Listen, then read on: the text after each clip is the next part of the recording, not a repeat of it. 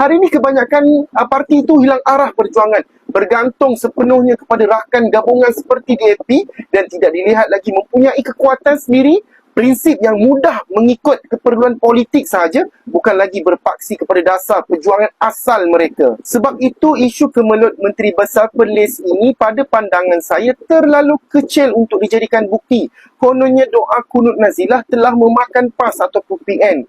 Ini hanyalah episod politik, bukan noktah kepada perjuangan PAS itu sendiri. Berbalik kepada isu doa tadi, terkini saya juga melihat ada pimpinan dalam DAP yang meletakkan jawatan di Pulai, Johor kerana tidak selesa dengan pentadbiran dalaman daripada parti DAP di Johor. Ini fakta yang dilaporkan, tetapi yang ni tak ada pula dikaitkan dengan doa kunut nazilah itu sendiri. Terus senyap, tiada pula naratif.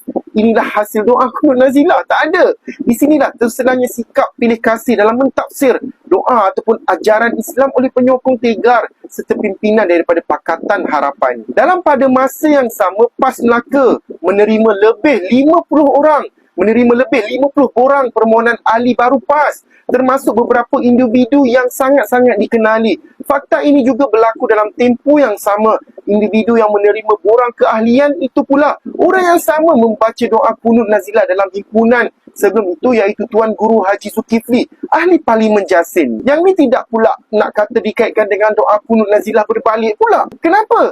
Kerana naratif itu tidak memihak kepada mereka. Mereka terus diam dan membisu. Sebab itu saya kata dalam isu doa ini yang paling menggelabah sebenarnya adalah pimpinan dan penyokong PH itu sendiri.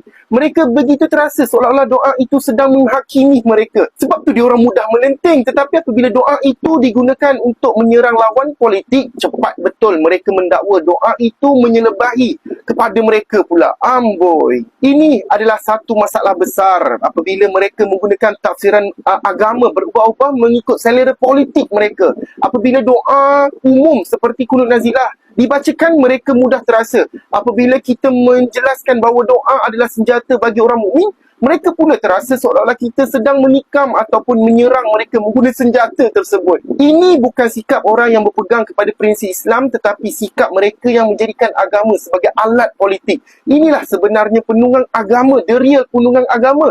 Menggunakan agama hanya apabila ia selari dengan selera dan kepentingan mereka sahaja. Doa yang dibacakan oleh Tuan Guru Haji Zulkifli dalam himpunan Turun Anwar tempoh hari adalah doa yang sangat bersifat umum. Nama himpunan tu pun mungkin bersifat individu, tapi doa tidak terikat kepada nama himpunan tersebut. Doa itu tidak semestinya ditujukan kepada kekejaman ataupun kezaliman Anwar Ibrahim itu sendiri, melainkan